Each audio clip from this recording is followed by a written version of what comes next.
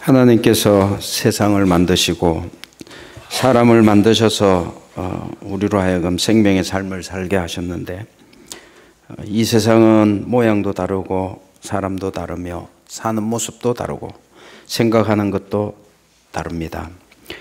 그래서 복음의 진리는 사도 바울이 말한 것처럼 어떤 사람에게는 구원으로 이끄는 생명의 말씀이 되기도 하지만, 또 어떤 사람에게는 사망으로 쫓아 사망에 이르는 냄새가 되기도 합니다.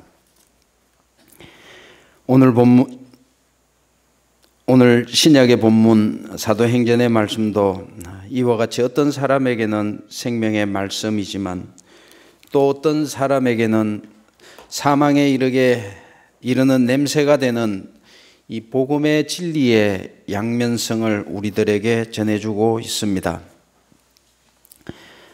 베드로와 요한이 복음을 전하고 있을 때 제사장들과 성전 경비대장과 사도개인들이 몰려왔습니다. 본문에 의하면 그들은 사도들이 예수 안에 죽은 자의 부활이 있다고 백성들을 가르치고 전하는 것을 싫어했다고 했습니다. 그 이유는 사도들이 예루살렘 당국자들에 의해 죽임을 당했던 예수가 부활했으며 그 예수의 이름으로 태어나면서부터 걷지 못했던 사람이 걷게 되었던 그 일을 증언하였기 때문이었습니다. 그들은 왜 사도들이 부활하신 예수를 증언하는 이 일을 싫어했습니까? 그들이 죄인으로 정죄하여 죽인 예수가 부활하여 그 권능으로 걷지 못하던 자가 걷게 된 일로 인하여 사람들이 동요하기 시작하면서 예수를 믿는 사람들이 점점 늘어났기 때문이라고 했습니다. 본문 바로 앞에 보면 오순절에 그 베드로가 설교한 이야기가 기록되어 있는데, 이 베드로가 설교를 하였을 때 3,000명이 회개하였다고 했습니다. 그 이후에 베드로는 다시 성전에서 설교를 행하였는데, 그 성전에서 베드로가 설교하니 오늘 본문에서는 그 수가 점점 늘어나서 3,000명의 수가 5,000명으로 늘어나게 되었다, 그렇게 말합니다. 그래서 당국자들은 사도들을 붙잡아서 감옥에 가두어 버렸습니다. 그리고 이튿날 관리들과 장로들과 서기관들이 예루살렘에 모였습니다. 대책을 논의하기 위해서 제사장들과 사두개인 그리고 서기관, 성전 경비대장, 그 모든 사람들이 다 모였습니다. 그런데 오늘 본문에서 놀라운 것은 이 바리새파 사람들과 사두개파 사람들이 이 자리에 함께 모였다는 사실입니다. 우리가 잘 알고 있는 대로 사두개파 사람들, 바리새파 사람들은 서로 다른 파벌에 있는 사람들이어서 그 신앙의 관점이 정반대에 있는 사람들이어서 한자리에 함께 하지 않는 그런 상극의 사람이었습니다. 사두개파 사람들은 죽은 자의 부활을 믿지 않는 사람들이라면, 바리새파 사람들은 부활을 믿는 사람들이라고 했습니다. 오늘 본문에서 서기관들은 주로 바리새파 출신들의 사람이었는데, 사두개파 사람들과는 정반대의 견해를 가지고 있는 사람이었습니다. 이들은 서로 뜻을 같이 할 수 없는 그런 사이인데도 베드로와 요한을 탄압하는 일에는 뜻을 같이 하고 있는 것을 보게 됩니다. 예수님 당시에도 똑같은 일이 있었습니다. 누가복음 23장 12절을 보면 이런 말씀이 있습니다. 헤롯과 빌라도가 전에는 원수였으나 당일에는 서로가 친구가 되었다. 헤롯과 빌라도가 원수처럼 미워하는 사이였는데 예수의 문제를 놓고 해결하기 위해서 서로 친구가 되어서 예수를 죽이는 일에 앞장섰던 것입니다. 뿐만 아니라 사도 바울은 고린도 교인들에게 편지를 쓰면서 고린도전서 1장 22절에 보면 이런 이야기가 있습니다. 유대인들은 표적을 구하고 헬라인들은 지혜를 찾으나 그렇게 말을 했습니다. 그래서 복음을 반대하는 일에 유대인과 헬라인들이 복음을 반대하는 일에는 서로 다른 견해를 가지고 있으면서도 똑같은 일을 한다고 그렇게 이야기합니다. 히브리 사람들은 실제적이고 역사적이며 사실적인 사고 방식을 가지고 있는 사람들이었습니다. 헬라인들은 관념과 철학을 중시한 사람들입니다. 그래서 헬라 사람들은 관념과 철학을 중시했기 때문에 히브리 사람들을 무식하다고 경멸했고, 유대인들은 헬라인을 향해서 이방인이라고, 오히려 야만인이라고 여기면서 무시하고 업신여겼습니다. 그러나 그들은 복음을 반대하는 그 일에는 서로 하나가 되었습니다. 복음을 받아들이지 못한다는 점에서 하나가 되었습니다. 그렇다면 예수는 하나님의 아들이었다라고 하는 이 복음의 진리가 왜 유대인들에게 하나님을 믿는다라고 하는 하나님을 섬기는 사람들에 의해서 오히려 배척받는 그런 구실이 되었느냐? 베드로는 성전 미문에서 이렇게 설교합니다. 아브라함과 이삭과 야곱의 하나님, 곧 우리 조상의 하나님이 그 종 예수를 영화롭게 하셨느니라. 너희가 저를 넘겨주고 빌라도가 놓아주기로 결의한 것을 너희가 그 앞에서 부인하였으나 너희가 거룩하고 의로운 자를 부인하고 도리어 살인한 자를 놓아주기를 구하여 생명의 주를 죽였도다. 그러나 하나님이 죽은 자 가운데서 살리셨으니 우리가 이 일의 증인이로다.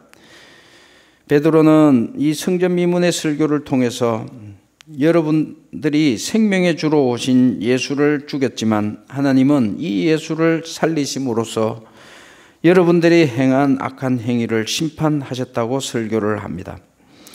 그래서 예루살렘 당국자들은 만약 그들이 베드로의 이 설교를 받아들이게 된다면 그들 자신들의 잘못을 스스로 인정하는 꼴이 되어버립니다. 그들은 절대로 자기 자신들의 잘못을 인정할 수 없었습니다. 자기들의 악함을 인정하지 못하는 것, 이것이 바로 우리 인간 죄의 본질 아니겠습니까? 자신들의 죄가 드러나기를 싫어했던 모든 사람들은 하나가 되어서 복음의 진리를 반대했습니다. 예수 시대의 사람들과 마찬가지로 복음의 진리가 오늘날 우리에게도 전해져 있습니다. 그런데도 우리는 왜 하나님의 은총 가운데 살지 못하고 있습니까? 그것은 바로 자기중심적 생각 속에 있는 우리의 악함 때문일 것입니다. 예수를 배척했던 사람들은 하나님을 믿었지만 예수를 통해 나타내 보이신 하나님이 아니라 인간의 생각으로 만들어진 그런 하나님 속에 갇혀 버렸습니다.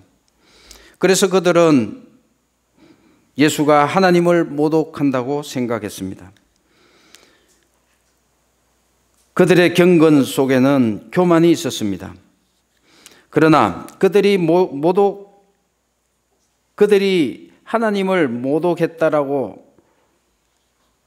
그렇게 예수가 전했던 그 하나님께서는 오히려 인간이 되셔서 예수 그리스도에게 나타나셨습니다.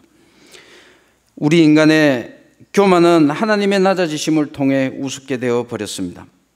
인간의 자랑을 아무것도 아닌 것으로, 헛된 것으로 만들어 버렸습니다.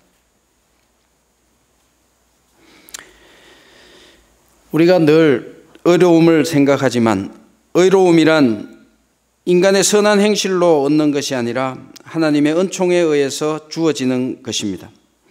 그래서 이 의로움은 우리 자신이 의로운 것이 아니라 하나님에 의해서 의롭다고 인정받는 것인데도 우리는 선한 행동으로 자기의 의로움을 나타내 보이려고 합니다. 예루살렘 당국자들이 경노했던 분노의 본질은 하나님을 모독한 자들을 용서할 수 없다는 자기 의로움의 그 바탕을 두고 있습니다. 사두개파와 바리새파는 본질상 서로 다른 사람들이었지만 자기 의로움을 나타내려는 그 모습에서는 다르지 않았습니다. 그러므로 우리는 나의 선한 행위나 의지 속에 있는 자기 의를 볼 수 있어야 할 것이고, 그리고 그 자기 의를 버려야만 할 것입니다. 성령의 역사는 회개에서 출발합니다. 베드로의 설교를 듣고 회개한 수많은 사람들은 이 일을 어찌할꼬 탄식하며 돌아섰습니다. 오늘 성경 말씀은 하나님을 떠난 인간의 악한 모습은 교회 밖이 아니라 교회 안에서부터 그 모습을 먼저 드러내고 있다고 알려줍니다. 복음의 진리와 갈등하는 모습은 이방인에게서 출발한 것이 아니라 먼저 유대인의 내부에서부터 시작하고 있음을 알려주고 있습니다. 그러므로 이 복음의 진리를 거부하는 그것은 바깥이 아니라 나 자신의 내부에서부터 찾아야 할 것입니다. 그래서 하나님께서는 우리에게 회개하라고 그렇게 말씀하셨습니다. 우리는 아침에 해가 뜨고 저녁이면 해가 진다라고 말합니다. 그런데 정확한 것은 해가 뜨거나 해가 지는 것이 아닙니다. 지구가 태양주를 돌면서 해가 지는 것처럼 보이고 해가 뜨는 것처럼 보이지만 사실은 태양은 언제나 그 자리에 있는 것 아닙니까? 단지 지구가 태양 주변을 자전하는 것 뿐입니다. 그렇다면 해가 뜬다는 말, 해가 진다라고 하는 이 말은 결국 우리 인간이 자기 중심적인 관점에서, 다시 말하면 지구를 우주의 중심적인 관점에 놓고 보았을 때 말할 수 있는 그런 현상입니다. 그런데 그것을 해가 뜨고 우리가 해가 뜬다, 해가 진다라고 하는 것을 진리라고, 진리인 것처럼 그렇게 여깁니지만 사실은 태양은 뜨고 지는 것이 아니라 언제나 그 자리에 있는 것, 그것이 진리입니다.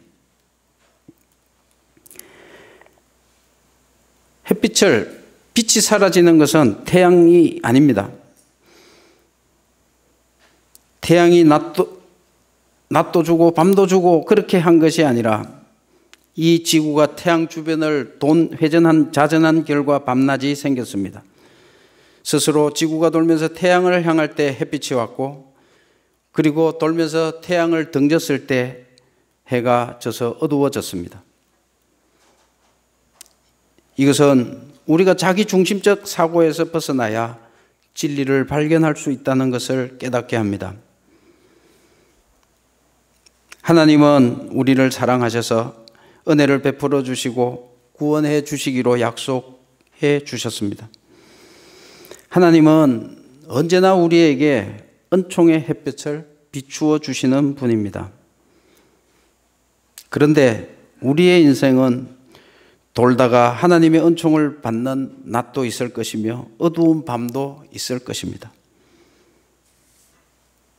내가 하나님을 향하기도 하지만 내가 하나님을 향해 등을 돌리기도 합니다. 그것이 인생입니다.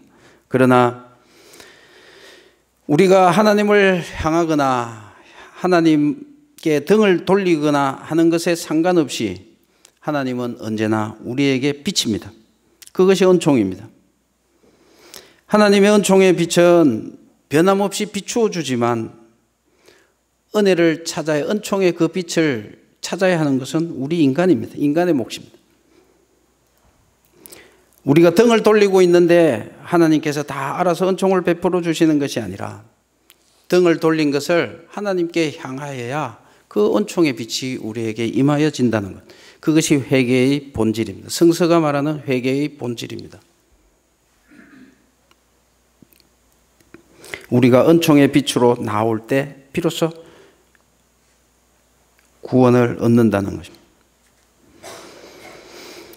등을 돌리면 그 은총의 빛은 가리워질 수밖에 없고 우리의 영혼은 밤을 경험할 수밖에 없습니다.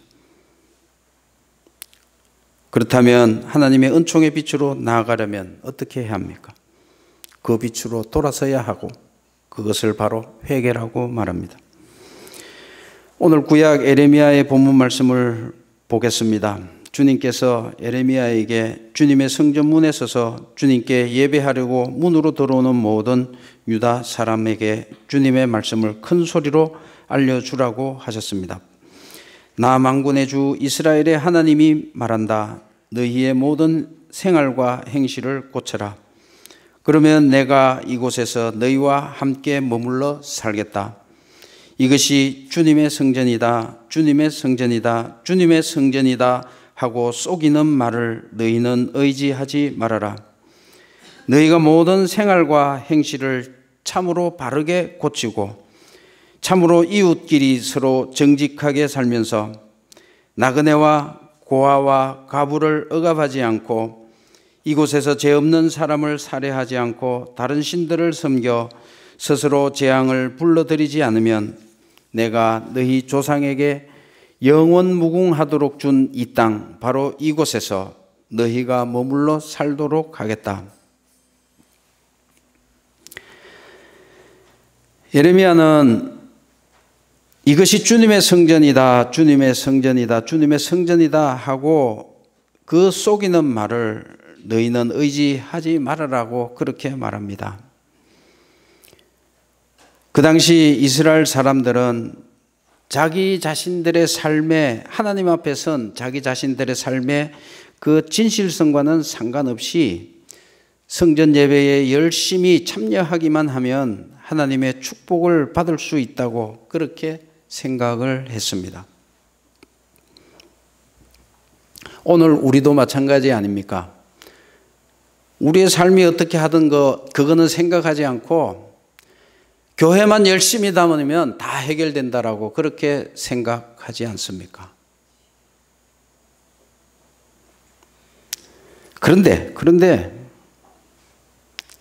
예레미야는 그러한 이 유다 백성들을 향해서 그리고 예레미야는 오늘날 예배만 참석하면 교회만 다니면 모든 것이 다 잘되고 잘될 것이라고 하는 이 말을 어떻게 표현하고 하는가 하면 이것이 주님의 성전이다, 주님의 성전이다, 주님의 성전이다 라고 하는 말에 쏙지 말라 그렇게 이야기합니다. 오늘 구약 예레미야의 말씀은 뭐라고 이야기합니까? 모든 생활과 행실을 고쳐라 그렇게 명령하십니다. 거짓 교훈을 의지하지 말라 그렇게 말씀하십니다. 세상 속에서 참된 믿음의 삶을 살아라 그렇게 말씀하십니다. 만약 너희들이 모든 생활과 행실을 고치고 거짓 교훈을 의지하지 않고 세상 속에서 참된 믿음의 삶을 살기만 한다면 그렇게 한다면 내가 너희 조상에게 준 이곳에서 너희가 살 수 있도록 하겠다, 살게 하겠다 그렇게 말씀을 해 주십니다. 내가 너희에게 살게 하겠다라고 하는 이 말씀은 대단히 중요한 그 당시 이스라엘 백성들에게 대단히 중요한 말씀이었습니다. 왜냐하면 기원전 721년에 북이스라엘의 사마리아가 아수르에게 패망할 때 남쪽 유다 예루살렘은 그 아수르의 공격을 전혀 받지 않았느냐? 그것은 아닙니다. 아수르가 북이스라엘을 멸망시키고 남유다도 침공을 했지만 남쪽 유다는 북이스라엘이 멸망하고 남쪽 유다는 기적적으로 살아남았습니다. 그때 이스라엘 백성들이 착각한 것이 무엇이었는지 아십니까? 하나님께서 다윗 왕조가 영원 무궁하리라라고 했던 그 다윗 왕조와 하나님께서 임재하시는 그 상징인 예루살렘 성전 때문에 그들은 살아남았다고 그렇게 착각했다는 것입니다. 그래서 거짓 예언자들은 이것이 주의 성전이다, 주의 성전이다, 주의 성전이다 이렇게 이야기했지만 지금 오늘 이 예레미야는 주의 성전이다, 주의 성전이다 하는 이 말에 쏙지 말라라고 하느냐. 거짓 예언자들은 예루살렘에 성전이 있었기 때문에 하나님께서 거기에 임재해 주셨기 때문에 계셨기 때문에 유다가 멸망하지 않았고 앞으로도 멸망하지 않을 것이다라고 이야기하지만 그러나 하나님께서는 오늘 이 예레미야를 통하여서 이것은 주의 성전이다라고 하는 그 말에 현혹되지 말라 그렇게 이야기합니다. 기원전 우리가 잘 알고 있는 대로 기원전 587년 예루살렘에서는 도저히 그 당시 유다 백성들이 보기에는 도저히 상상할 수도 일어날 수 없는 일이 일어났습니다. 그것은 무엇인가 하면 하나님께서 예루살렘을 버리셨던 것입니다. 그러나 그 일이 일어나기 직전 하나님께서는 예레미야를 통하여 오늘 본문 말씀처럼 회개하라고 너희가 그 행실과 삶의 길에서 돌이키고 고친다면 내가 너희 조상에게 주었던 이 땅에서 살게 하겠다. 그리하면 이곳에 살게 하리라 이 약속을 주셨다는 이야기입니다. 그것을 주셨습니다. 회개한다면 내가 너희 조상에게 준 이 땅 바로 이곳에서 너희가 머물러 살겠다고 그렇게 말씀하셨지만 불행하게도 유다 백성들은 북이스라엘이 아수르에게 멸망하는 그 과정을 그대로 지켜보았음에도 불구하고 자기들의 실패를 돌이키지 못했습니다.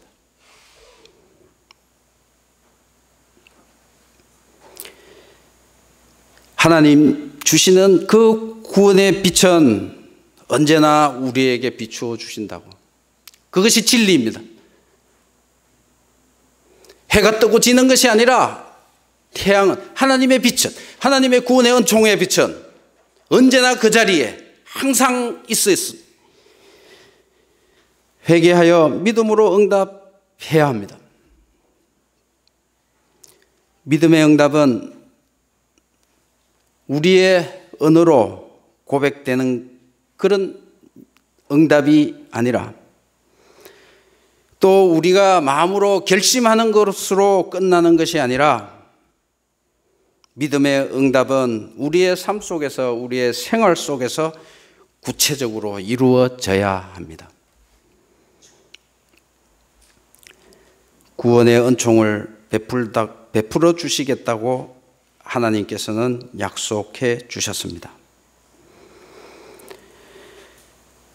변함없이 지금도 그 은총의 빛은 여전히 그대로 우리에게 비추어져 있습니다. 비추고 계십니다.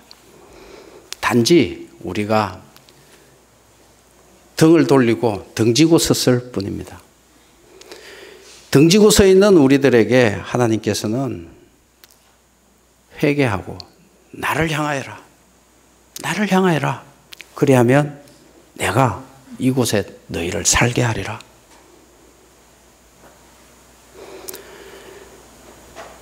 이러한 하나님의 은총의 약속, 그것이 오늘의 우리의 삶 속에서 그대로 이루어지는 그런 회개의 삶이, 그래서 은총의 약속을 축복으로 얻을 수 있는 그런 돌이킴의 역사가 일어나는 그런 우리의 어떤 믿음의 삶이 될 수 있기를 바랍니다. 기도하겠습니다.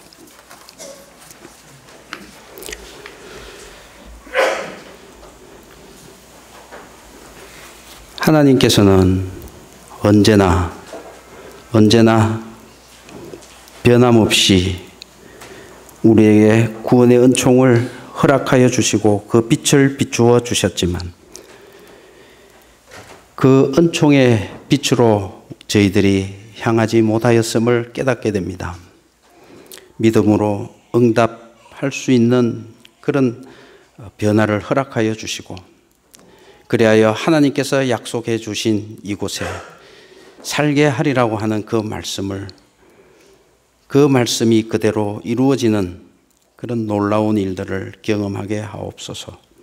예수 그리스도 이름으로 기도드리옵나이다. 아멘.